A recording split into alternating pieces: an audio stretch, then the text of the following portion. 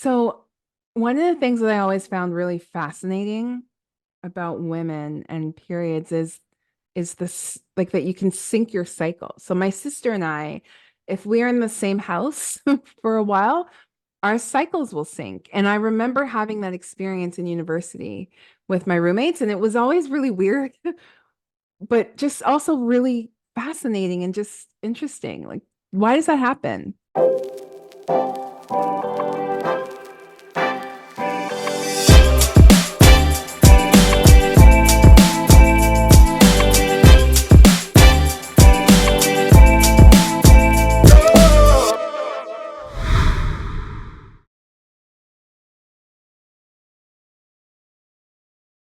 So I started the podcast a number of years ago, back in I think 2017. And then with the pandemic and everything, I just stopped doing it. And then now I'm trying to restart it. So I'm recording a number of shows, and then we're gonna go live with it probably in late January, February. We'll see. So we really just talk about issues that impact Black women, Black girls, and we're the center, we're the focus, right? So yeah, and so I know, and often I find it's like therapy for me. Yes, A lot of the it topics, usually ends up being that way. yeah, and the topics are like timely, right?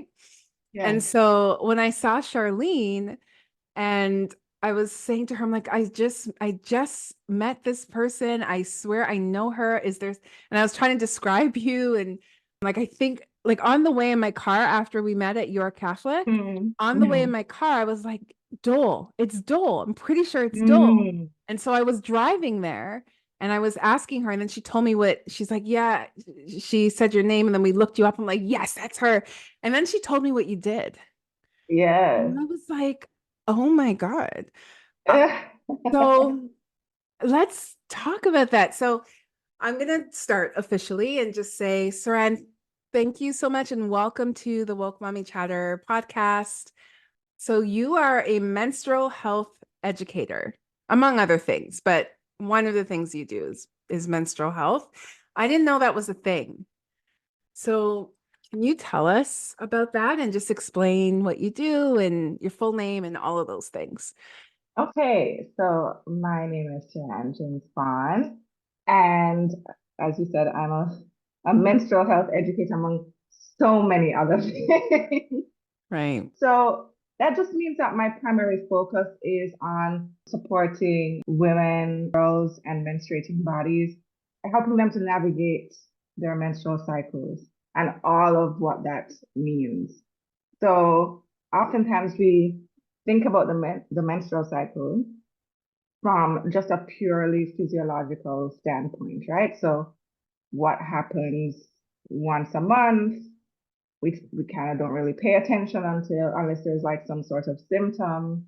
But Yeah. there's so much more that is connected to our menstrual cycles than just that, once a month, oh, I get PMS or I have cramps, whatever it is. There's so much more tied to that. So my work has been around educating folks around the connection between the menstrual cycle and the moon, the menstrual cycle and your mental health, the menstrual cycle and your cultural identity, the menstrual cycle and your emotions, the menstrual cycle and how you show up in the world.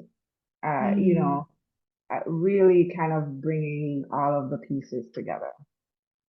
So let me start by saying that you've got like the Black girl move, I'd say, where you're not just one thing. You're like so many other things at the same time, right? We're That, also busy and we like keep ourselves busy and we compile and pile and pile. And so yeah, I just want to note that, but we overextend, right? But so mm-hmm. let's talk about this. So period, I love like when you're talking about the moon, like I that did not cross my mind as well at all. But let me set the context. So I have a 10-year-old daughter. And so obviously, menstruation and period is not far from my mind or hers. And we kind of have these conversations, right? And I don't want it to be when it happens, like some surprise or shock, or I wanted to be prepared. And then on the other end of it, I'm 43 years old and I'm and I'm starting to think about menopause. Like I'm starting to intellectualize and think about menopause, but I feel like my body is maybe already moving in that direction. And it likely is, right? And so things are happening. I'm like, what is happening? Like, what is going on? And why don't we ever talk about this? I really want to kind of take this next hour or so to talk about those two ends of the spectrum, right? The kind of the beginning of it, and then the end and what that looks like, because we just don't talk about it. So let's start with the beginning. And Well, the beginning has a lot to do with the end, tell me about as with that. all Let's things, tell right? me about that.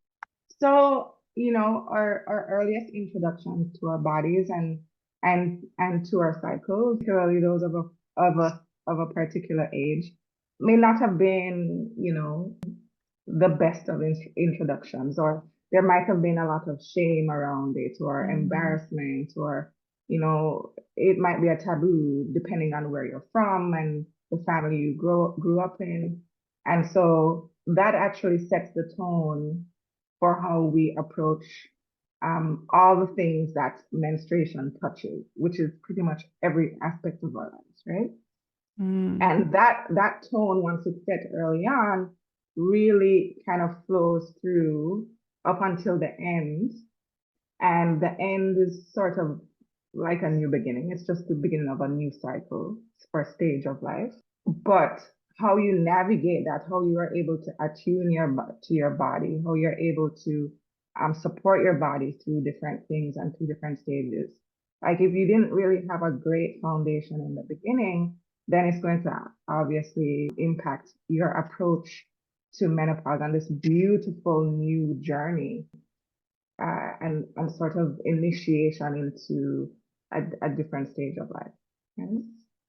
So what does, I guess, a good start look like, right? So especially for Black girls, because, and one of the things I want to know too is I always, as I was doing research, and I think we know just generally, from our own experiences as well, that oftentimes Black girls seem to develop and get their periods and Mhm. they menstruate earlier than other girls, other white girls or racialized girls. And there is, I think, sometimes a little bit of trauma with that because they may not be as ready for it to happen, but it happens quicker for our girls. So what does kind of like a positive experience for your first time menstruating look like? How can I, as a mother, us as a family, kind of support that? Mhm. Okay, so the earlier menstruation for Black girls, I would say, is a North American thing, more Western Mm, culture. So if you look at it from a broader context and you look at the data, early menstruation is, and it doesn't matter the race, it is more likely in, North America, Western cultures. That some say that it has to do with nutrition and stuff and things like that. So, in developing countries where they may not have, the same nutrition as in North America, the period can be delayed. And it's so interesting because I remember my mom saying this to me as well, that, she started a bit later when she was young. So in terms of preparing girls and young menstruators for that earlier onset, I think those conversations around awareness of the body and what happens and it not necessarily being something formal. So you're not like, okay, one day sitting your daughter down and like, well, this is a diagram of actually kind of remember it being like that with when I got mine. I may or may not So have done that. my mom had a haircut cancer. Um, but for me, because I have an 11-year-old, it was continuous conversations over years, just small things. Like, oh, Mhm. this happened. Um, little bits of information, just like a gradual introduction. And then there is a correlation between breast development and the number of years between that and when the cycle will start. So within, 18 months, a couple of years, of like seeing that development, I think that's a good time to start having that conversation, right? Mm. Um, and just maybe even talking about your own experience and just telling the story of it, because storytelling is our way anyway.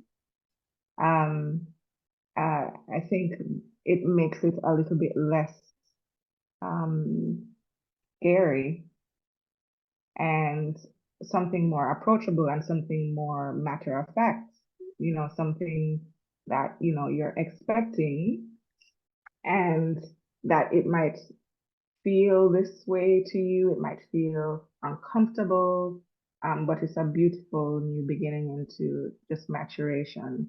And then, going as you go along, then you can kind of go a bit deeper into the deeper meaning of the cycle and how it connects to the natural world and to your energy, etc.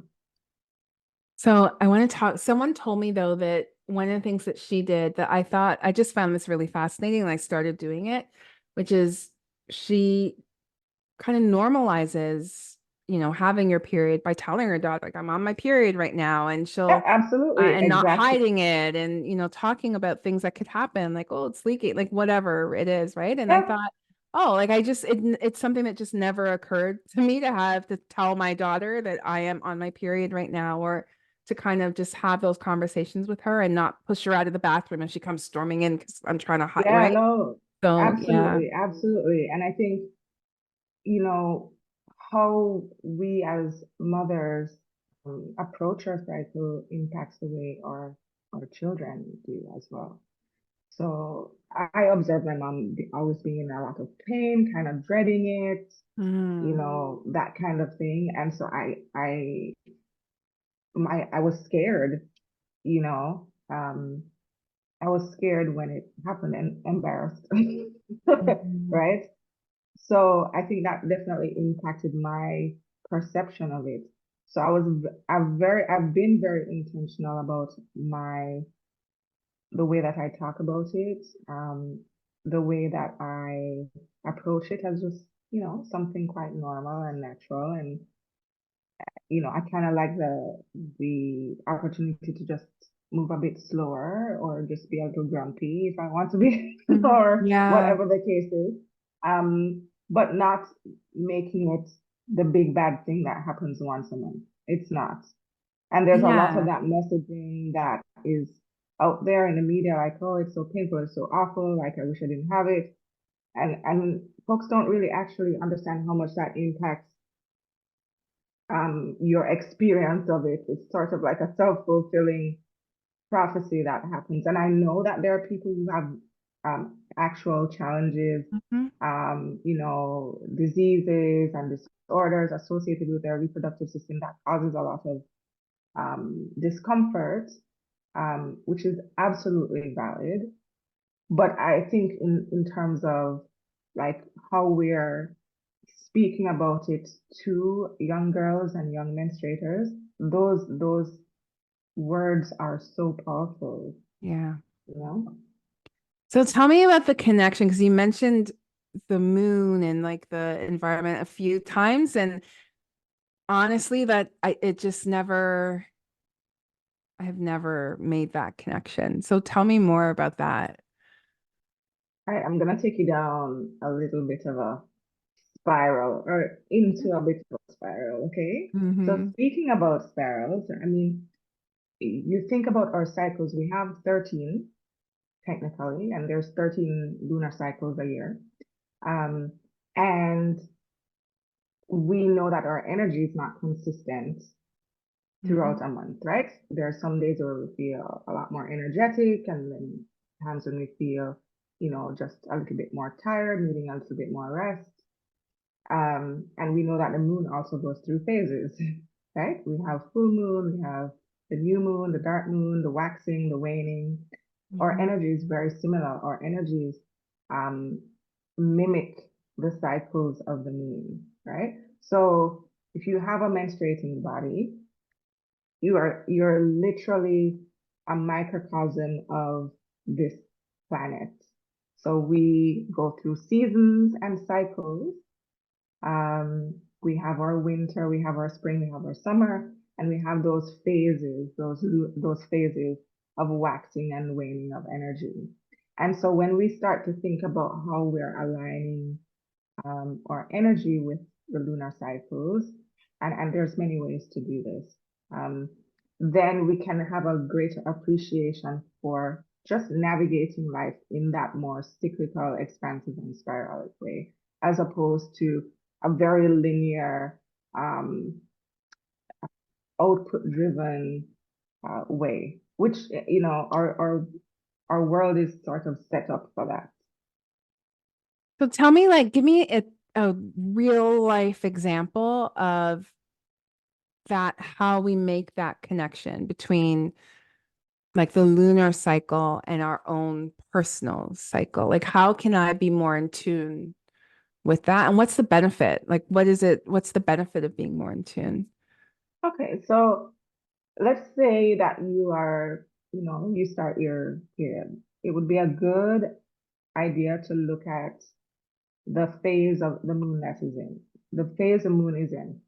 So oftentimes when people really start to pay attention, they realize that their cycle is synced with the moon. So some people bleed with the new moon, some people bleed with the full moon, right? And their energy is different depending on whether they're a full moon bleed or a new moon bleed. Some people are somewhere in between, the waxing or the waning. So they notice that their energy is different. Some people are like, I have so much energy on my period. And some people are like, I'm really tired. I cannot do anything. I don't want to do anything. That's the energy. But when they check the lunar cycle, they see that there's a correlation there. So if you're a new moon bleed, you're sort of, it is said that you're in alignment with the natural cycle, meaning new moon is where you plant seeds, plant new things, and then the full moon is sort of like associated with like fertility and manifestation and that kind of thing.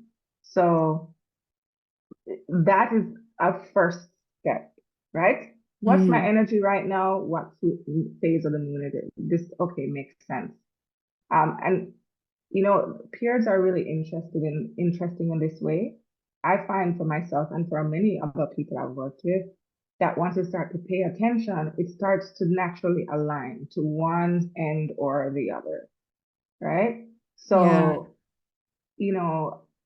personally, I can say like for years, maybe like 2.5, I've been aligning in one particular direction, right? And with that comes a certain set of lessons and certain set of opportunities based on what my energy is at that time. Is that so? One of the things that I always found really fascinating about women and periods is this, like, that you can sync your cycle. So my sister and I, if we're in the same house for a while, our cycles will sync. And I remember having that experience in university with my roommates, and it was always really weird, but just also really fascinating and just interesting. Like, why does that happen?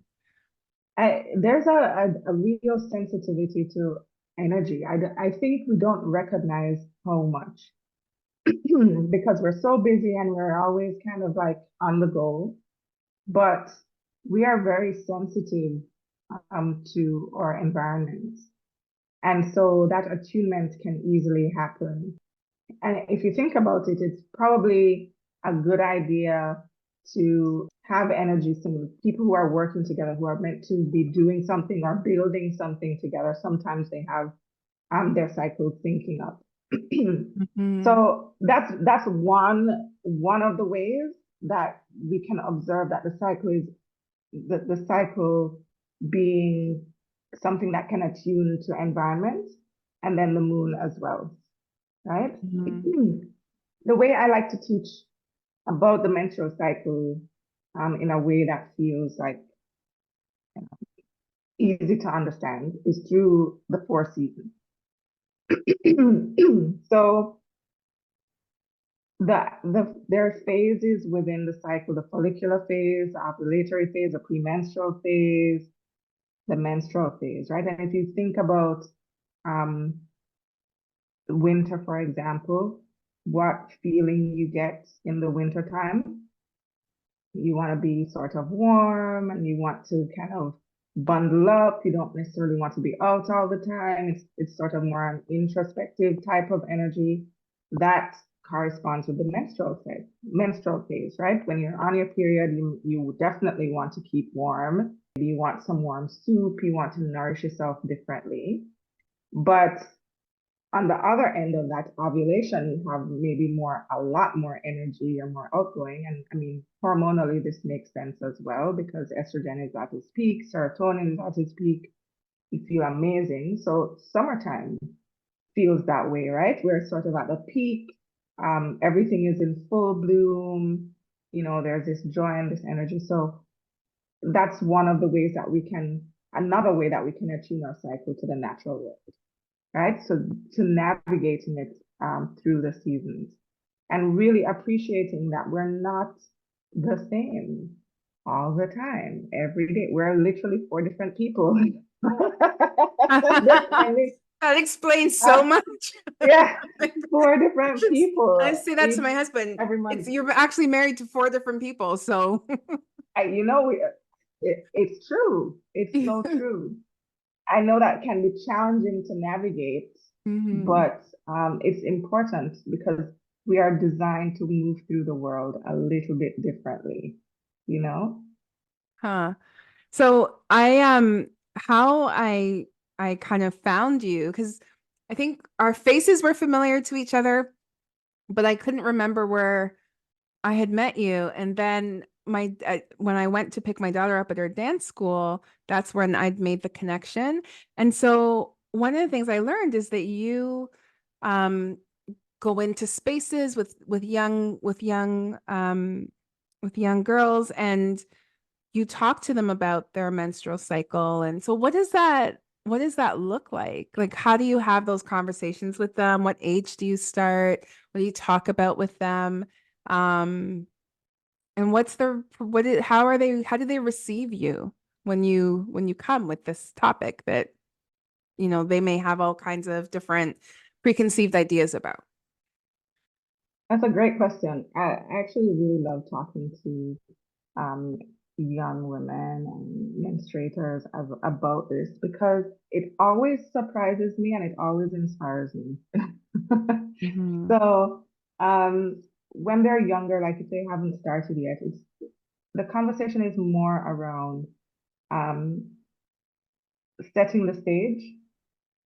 So that would look like, what is something that maybe you would find taboo, or what does taboo mean, or what are some topics that may be uncomfortable? So we talk about like open secrets or things that you might share with like one set of people, but not everyone, or maybe just one-on-one, or something that everybody knows but nobody talks about. I tend to approach it from that perspective.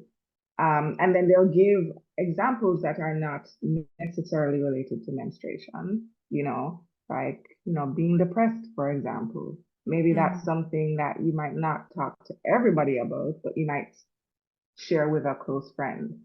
Um, and so then I bring the topic in around menstruation and, say, how do you know about this? Like, what have you heard? Right? What are some of the, I try to kind of go through some of the stigma and the shame piece. And then where would you categorize this? Is this something that's an open secret? Is this something that is, you know, a secret that you don't tell anybody, or are you open? And then they will say, okay, I feel this way about it, or that way. So that's for the younger kids. It's really more about setting the stage. And then the older kids, the ones who may have started but maybe didn't have like these types of conversations, we talk about what that first experience is. What did you feel? What was that like? Tell the story. Again, I'm really big on storytelling. And of course, it's to the comfort of girls or menstruators who are present, right? Not everybody is going to feel comfortable speaking about it because, again, there's those categories of like open secret, secret, and Mm. feeling fully comfortable to speak. So we allow space for the folks that don't necessarily want to be, talk about it in that way, but they're still engaged, just listening.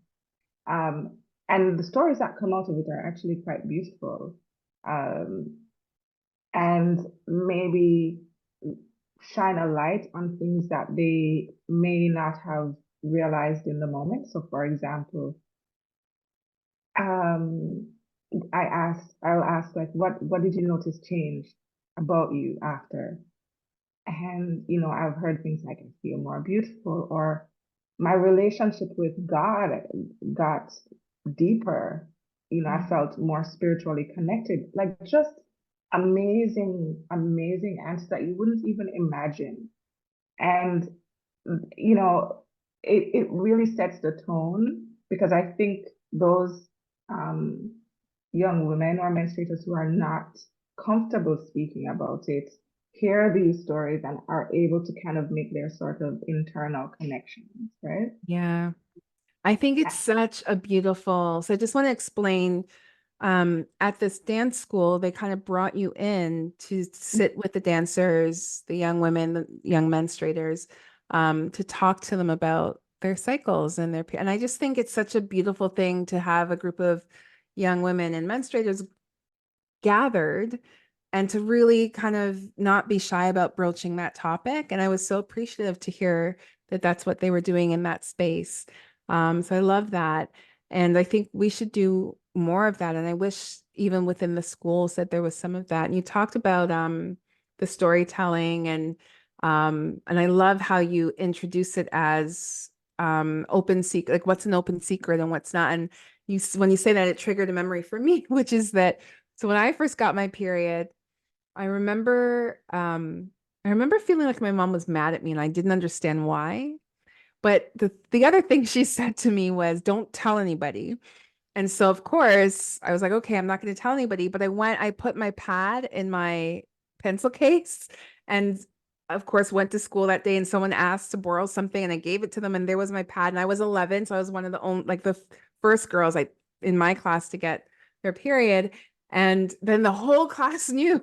So it went from don't say anything to the whole class knew. And of course, I was teased about it and all those things. But um, I think so that idea of like, it doesn't have to be, it shouldn't be a secret and it shouldn't be something, even with my son, I try and have those conversations. He'd be like, ew, I don't want to talk about it. But we do want to talk about that. And we want to have that conversation because there shouldn't be any shame or stigma that's attached. And yet there is. So how do we get past and how do you broach the topic around shame and stigma for girls, particularly if they're coming from a family or a community or culture where there really is shame and stigma around menstruation? Like there's some cultures where women shouldn't be touching food or like whatever it is, right? So how do you level set that for them? So, I mean, there is a level of appreciation of the fact that every culture approaches menstruation differently. Mm-hmm. And, there is sometimes a tendency when we're looking at it from Eurocentric lens that demonizes some cultures that maybe um, approach menstruation differently. Mm-hmm. So, for example, there are some cultures where, as you mentioned, women and menstruators are not allowed to even to cook or to be in the kitchen, or they're separated from Mm-hmm. the family, for example. And on deeper understanding and reflection as to the roots of that, it's because there's an understanding of the sensitivity to energy, Mm. right? Of um, Interesting. uh, someone who's menstruating. So being with the family, um, there's a taking on of the energy of everyone else that can make the mood shift and all of that. So So the separation is not always for the we kind of think about right, it in a we're projecting. So rather we're than projecting. yeah, rather than it being separation as a negative thing, because it's like, oh, you're dirty. That's not Yes, what they're actually saying. What they're saying is in this moment you need to be protected and yes, we're gonna take care of you in this. Oh, that's so interesting. yes. Yeah. And then even with cooking, domestic duties, right? It's a break for many women in those cultures. It's a break from Mhm. domestic duties and having to take Mhm. care of everyone, and understanding that there is a time needed for that rest and Yeah. restoration. Some cultures use it as a time for, really amplifying that connection with the divine, or it's a sacred space that is taken, Mhm. right? So that's one of the ways that I like to reframe this idea of the taboo. In Western culture, it's taboo, I think, for many reasons, because it gets in the way of being productive. It gets in the way. If you have pain, it gets in the way. And so people dread it. It's like you can't, operate how you normally would the other, 21 days or so of your cycle. And that is really difficult for a lot of folks. Yeah. So, or it's just, again, the perception of it being unclean or dirty for whatever reason.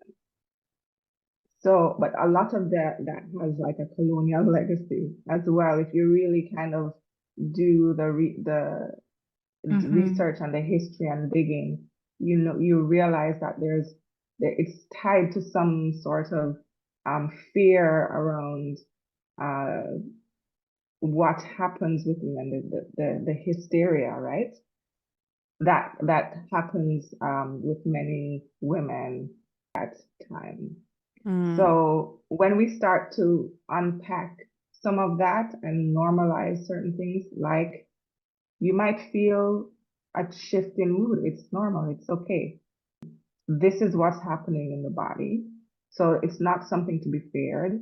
Sometimes it's an opportunity to sit with things that you have bypassed the day, other amazing days of your cycle, but you're really being called to pay attention to this particular thing that you're ignoring. And Mm. now the energy is amplified. So reframing the way that you think about that, right? That's one piece of it. And then the actual bleeding. So a lot of women and menstruators, they have heavy cycles, and so that in and of itself is can feel burdensome. So once you start to kind of unpack each part of what the taboo is, like why do you feel like it's something you to be ashamed of or embarrassed about or not talked about. And then when you start to piece those things together, then you have this experience where, you start to, maybe it's not such a bad thing. And so even with my daughter, I think she's pretty comfortable with this. I mean, when she started, she came to me immediately like, oh, I Mhm. think it started, and it was excitement. Mhm. it was That's it was nice. excitement. It was like, and just making sure she had everything that she needed, but she was ready. She was ready. She knew what to expect. She knew she had everything. She had her little case. She had everything. She went to school. She Yeah. had everything. And it didn't feel like, it felt very different, I should say, than my experience. Yeah. But again, it's that normalization of the conversations. We had actually just done the sessions at though it happened maybe like a few weeks after that, amazingly.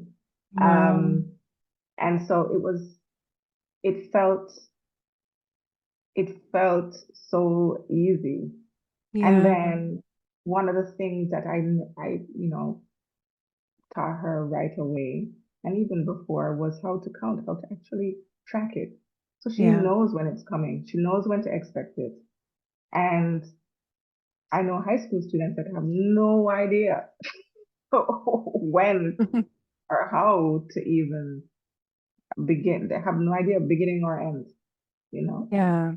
That tracking is important. That's always been, I guess, an exciting part for me too. I'm a planner. And so I love counting the days and being like, okay, it's going to happen here. And then it doesn't. And then it's like, But I think that's great. And I did that too with my daughter. So just to get her ready, we have like these little packages, like these pouches, and I may have gone overboard because I think I did like three and put one in her dance bag and one in her school bag, and then it got too heavy and she took it out of it. But I found her like practicing the other day, and so I think it is. I love that, and I put like jelly beans and candy and things like that in there as well to kind of make it a different experience. And I like that we're actively trying to shift the experience for um our girls and menstruating people. And I think that one of the things I want to talk about too though is period poverty, because Absolutely. yeah, that's a very real thing. Like there's always, what do they call it? The pink tax, Mhm. where the products that we need as women that are only just for us are always so expensive, or there is like an additional fee, or and that's a real reality. And I know in Ontario here, the schools have made menstruation products available to students.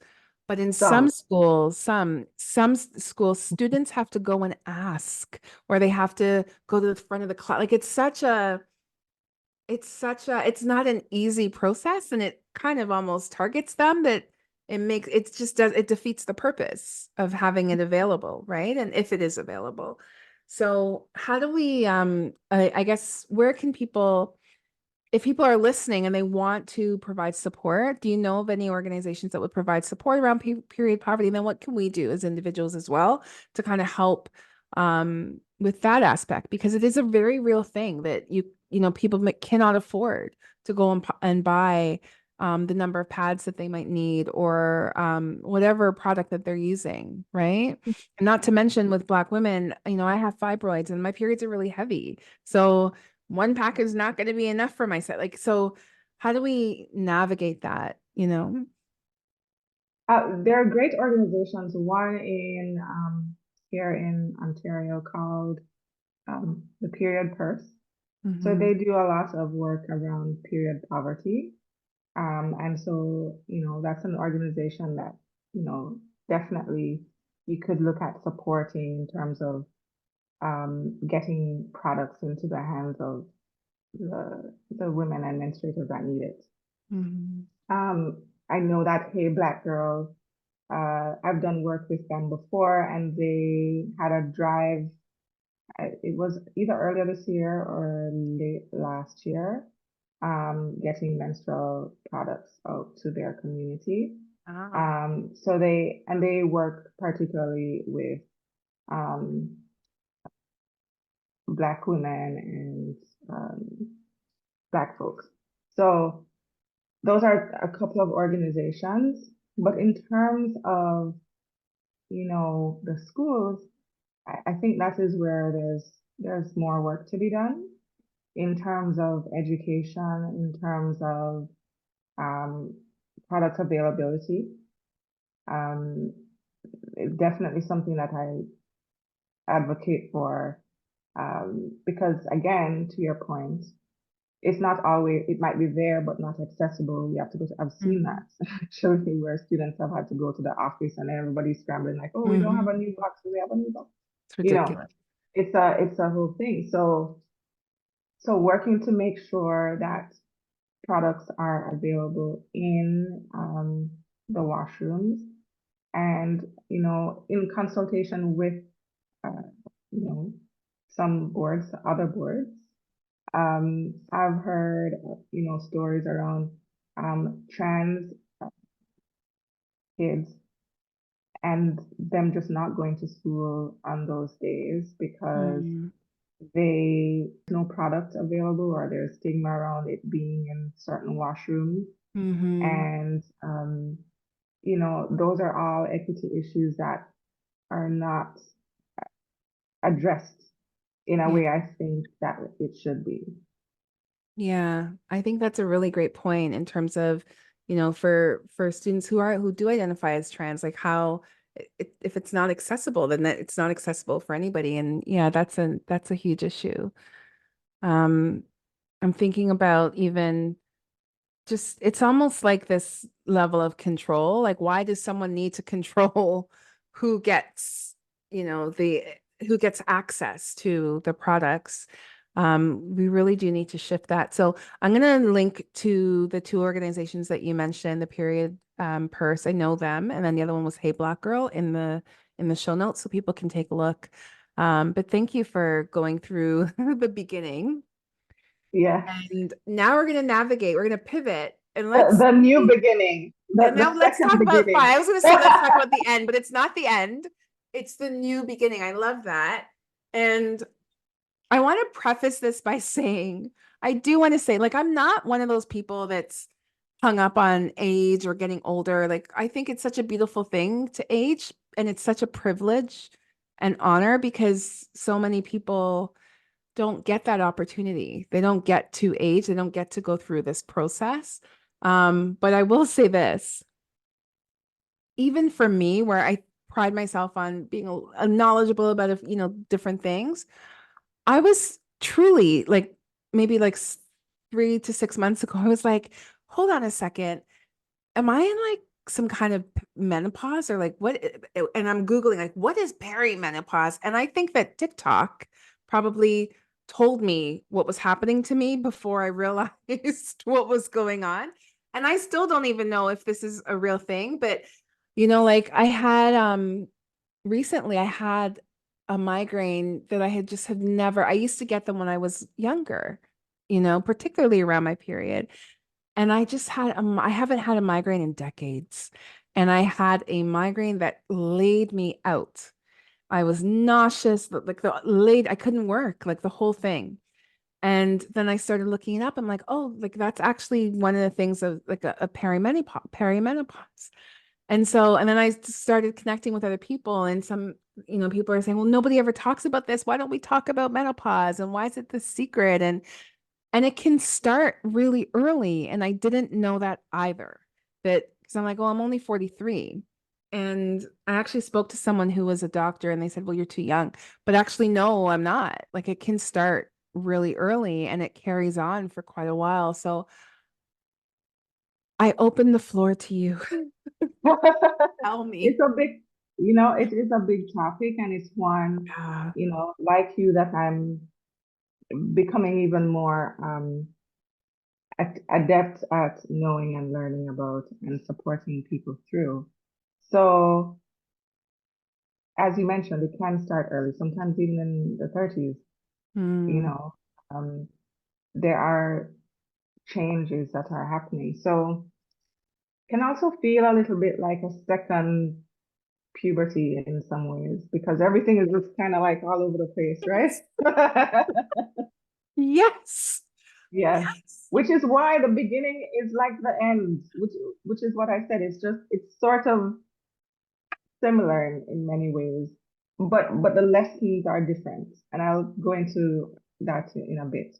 But from a physiological standpoint, the symptoms are quite numerous, even things that you might not even imagine are, so those subtle things like I'm having a hard time staying asleep, Mm. wake that 3 a.m. wake up, or just that increased level of irritability during the premenstrual phase, or it's lasting a little bit more than the premenstrual phase, or belly fat that's really stubborn. Like a lot of women in perimenopause, like you, it's so hard to lose weight. You cannot. No matter what you try, you can work out and diet, and it's Yeah. just not going to the cortisol. Can I say a quick Which, story about that? So this is what started my brain because I lost a ton of weight, right? And then one day I was on the phone with my sister, like a video call, and she's looking at me. She's like, "Are you pregnant?" And I was like, "No." And then I looked down and I was like, "Oh my God, like, how's that?" Like, I lost a ton of weight, but I do, like, it was like, poop, like all of a sudden it just felt like something was going on, you know?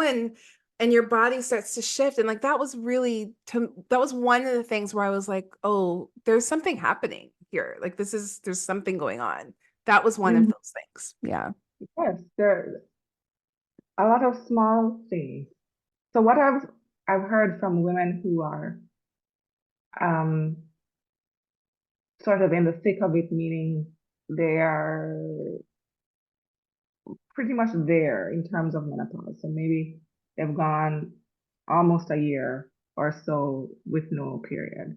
Mhm. What I'm here, and and they're in their 50s. What I'm hearing is there's so many things that I didn't realize, was the onset of this, and so many things I wish I did differently in my 40s. Now that I'm on this side. Like When I what? hear I that, want to know. well, the main thing, though, the thing I hear the most, and the thing that is just an actual fact, is that you lose a lot of muscle mass. Once you get to Mhm. 40, you start losing muscle mass.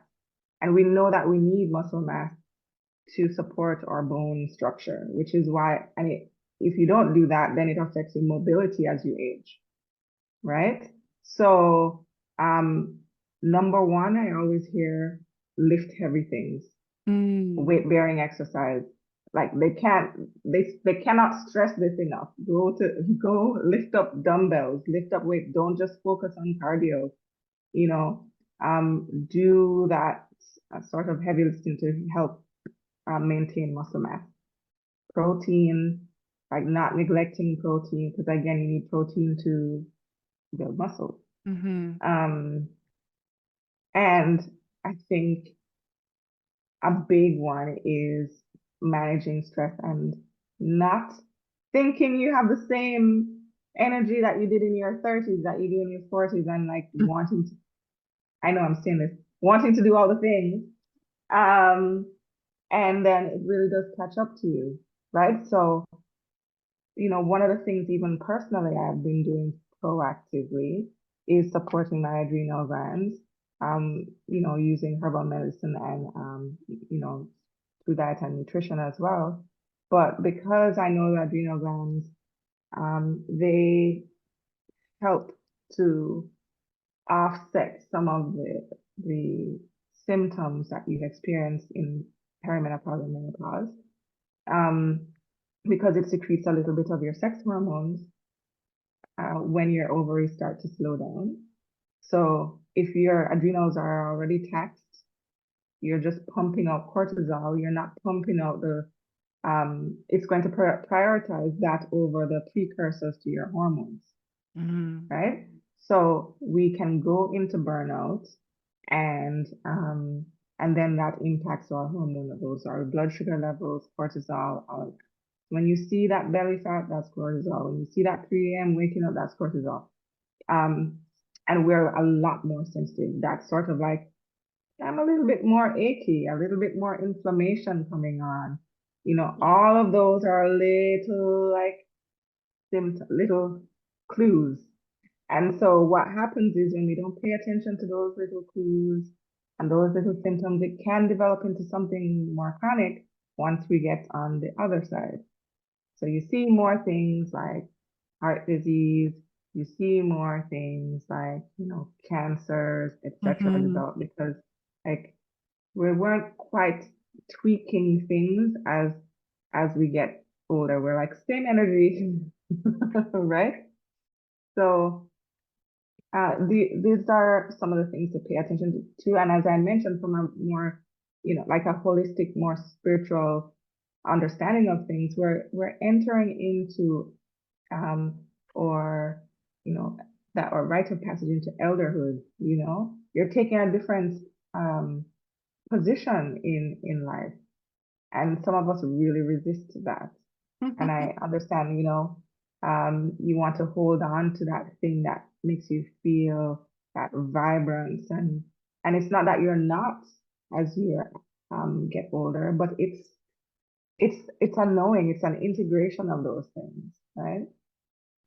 I love that. Like we're transitioning into, we're taking our place, right? At the kind of the mantle of elderhood. And there's beauty in that. And so is that when you talk about the hormones and like cortisol, and so when we get to that kind of latter, I think it's like the later stages where you hear people talk about like HRT, like hormone replacement therapy and things like that.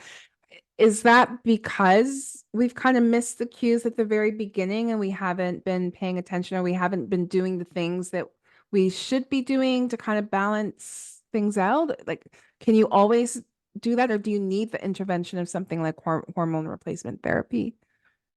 So there's a natural decline. Like you're not going to avoid it. You're going Hmm. menopause will happen. The ovaries will stop, will slow down Hmm. significantly. Um, and so we see the estrogen levels dropping, we see progesterone levels dropping. Both those hormones are very important for many reasons. Estrogen is cardioprotective, meaning protects you from things like heart attack. So when you have a drop in estrogen, you're more vulnerable. Um, you know, progesterone is your natural Valium. So significant changes in mood and all of these things are tied to that. Estrogen, again, the things that give you it makes you it estrogen loves water, so it pulls water to you. So that dryness starts to happen, right? Hmm. Um, you're not retaining as much moisture or water. So vaginal dryness, dryness in the skin, all of these things. These are things that you can start to tweak from the time, earlier on, right? Hmm. From you're in your 40s and everything like that, making sure you're staying hydrated, making sure that you're maintaining your omega-3s, which are helps with your building blocks of your hormones. There are things that you can do nutritionally to support the natural decline. So that said, it doesn't mean that some people tolerate that decline in hormones better than others. Hmm. For some people, the drop off is so severe that hormone replacement therapy is something that they want to do, How do you know if you need it? So or when you bioidentical hormones. Again, that's something that you'd have to speak to your medical practitioner. So on the naturopathic side, they often talk about the bioidenticals. On the allopathic side, they talk about just the HRT. Mhm. But again, that is a decision that comes with after conversation with your practitioner. They're going to check your hormone levels. If you're severely below where you should be at a um, based on your age, because they do look at that. If you're in the perimenopausal or menopausal stage, there's a threshold where they think you should be hormonally for estrogen and progesterone. Mm. If you're significantly below that, then your doctor might say this is something you might want to consider, because obviously you're going to really feel the symptoms of that, right? Mhm. And then there's more vulnerability to things like I mentioned, um, you know, heart disease, etc. So when we think about menopause, so perimenopause, I mean, I don't even think that's in the vocabulary of anybody, but menopause we've heard of, and we might talk about it a little bit, but when we think about that, we think about like hot flashes, right? Like that's where everyone's mind kind of goes to. But what I'm hearing you say is it starts way early, much earlier than we think it does. So sometimes in our late 30s, um, or it can start. Can you give me 1 second? Sorry.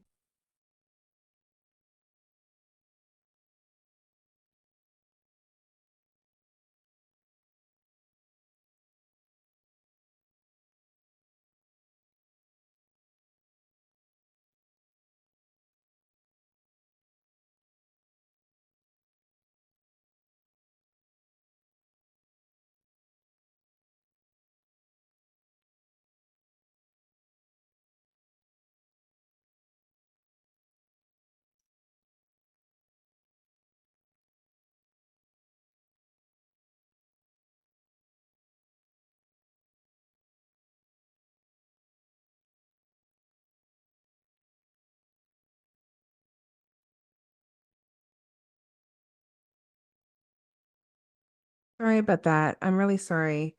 I had to just take that really quickly. Um,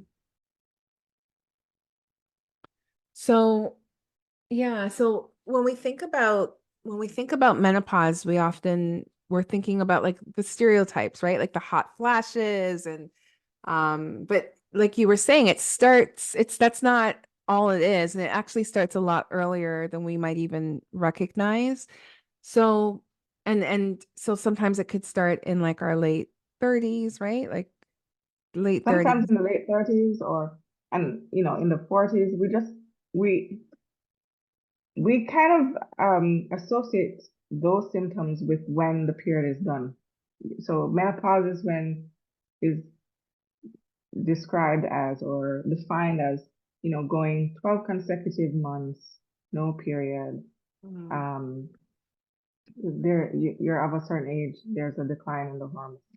Okay, so usually it's like they say when you get to the 12 months and have had nothing, then you'd be considered menopausal. And I mean, I'm saying this um, specifically to folks who are of a certain age, because there are people who have PCOS, for example, and they're in their 30s and they go 12 months and they have nothing. Hmm. So Hmm. I'm not talking about that.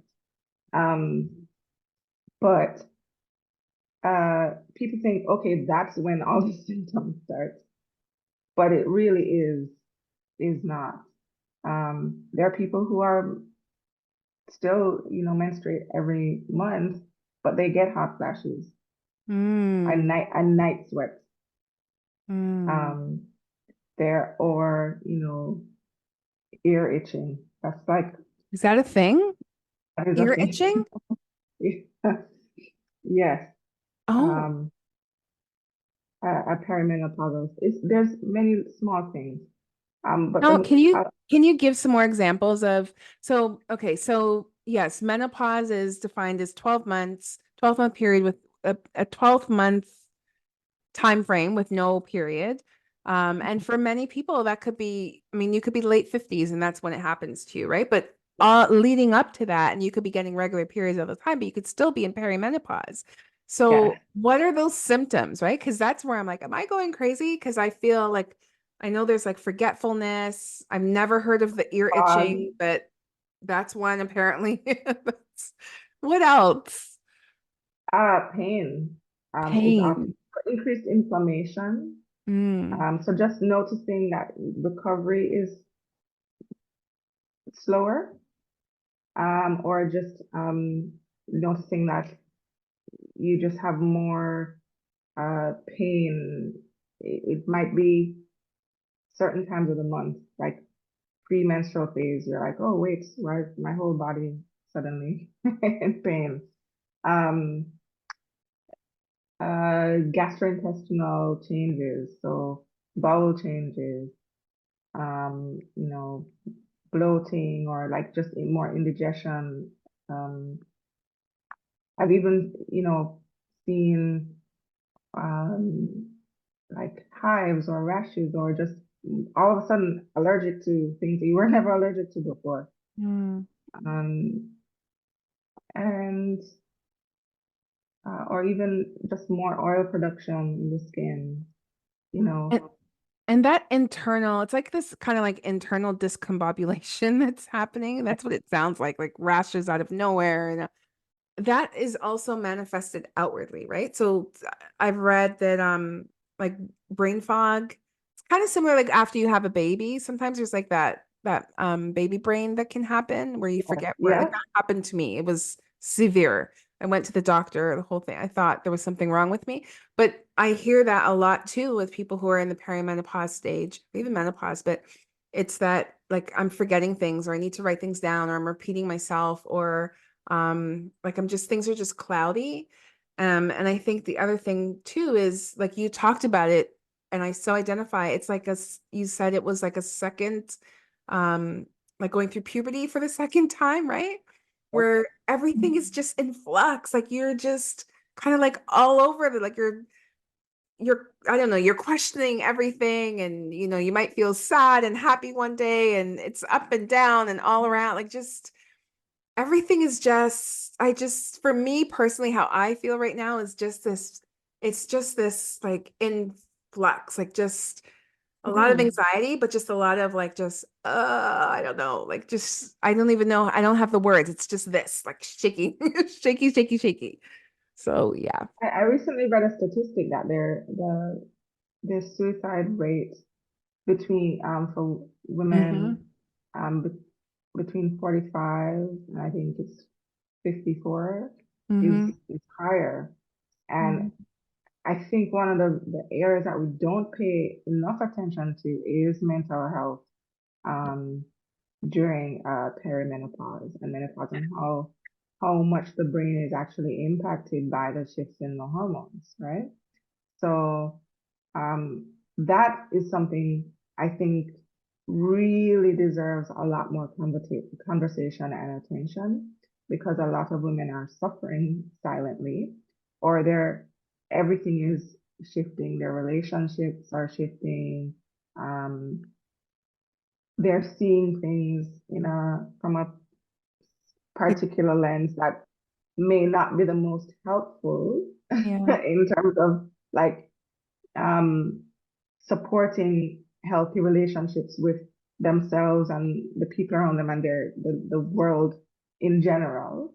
Um, but not really knowing that it's connected to this particular phase in life.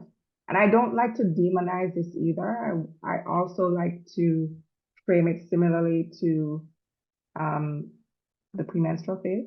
So just Mhm. think of perimenopause like a giant PMS. That can last 10 years. Yeah, like it's that cycle, that phase of your life that is that energy is a little bit more concentrated, you know? Yeah. So how are you navigating that? So sort of circling back to the beginning, when we're normalizing conversations around shifts in mood and that being okay and learning to navigate that time, it it will really help when you're sort of on this end of things, Yeah. right? So that reframing of things, like um, being very mindful of the internal chatter and what that sounds like. That inner critic gets really loud in PMS, and it gets really loud in perimenopause, right? Yeah, you're saying that and I'm like deeply thinking because I think I'm definitely in perimenopause because that's it, right? Like it's that questioning of kind of your whole entire existence and your life choices and I read the same, I saw that article, the same statistic around women around 40, was it 45 to 54 that Yeah, suicide yeah. rates actually go up. And I can understand why, because if you don't have that support system and you really are not in tune and you don't know what's happening, it does feel like there's kind of this collision. So I really appreciate, I do think you're right. Like it's one of those things that we need to talk about more. And I think that we need to build some support groups around this time because um it's it's true. Like you just don't really understand what's happening to you. So I'm really grateful that there are people like you who can put a voice to this experience. And that it doesn't have to be, this is not a negative thing. And I do think that there's beauty in us kind of growing into, I think what you said is having a seat at the elder table or just kind of growing into a different stage in our lives. And there's such beauty in that. Like, I'm so excited for that. Sometimes I think, am I wishing away my kids' like childhood? And I'm not, but I am looking forward to everything that comes with being an older woman. I think there's Hmm. beauty in that, you know? It's so much beauty and wisdom. Hmm. It's something to really welcome. And when we think about our earlier conversation around how do we navigate the taboos around menstruation, particularly for young girls and menstruators? How do we navigate those conversations in meaningful ways that feel empowering and feel nurturing and supportive? We need the same thing when we're entering this phase of life, Mm, right? So there's a lot of taboo around, um, certain things that can, certain symptoms or certain experiences that women and menstruating people have in perimenopause, like loss of libido or lower libido, vaginal dryness, um, those mood changes. Those are some of the topics that there's often tends to be a lot of like shame or mhm. embarrassment around sharing around. And then I think about a conversation I have with the young ones around open secret and what is taboo and what, Mhm. right? It's sort of like it's so important to frame things from the beginning. I can't stress this enough because it's the very same thing that we're doing in these circles, in these conversations when you're talking to your friends. Like, who are we going to force support when Yeah. we're entering this stage of life? And I want to, I guess I'll end it by saying I wanted the storytelling aspect of it because you're so right about, I mean, even with my mom is a nurse and I'm like, why didn't you tell me about this stuff? And, in your experience and we don't tell those stories enough.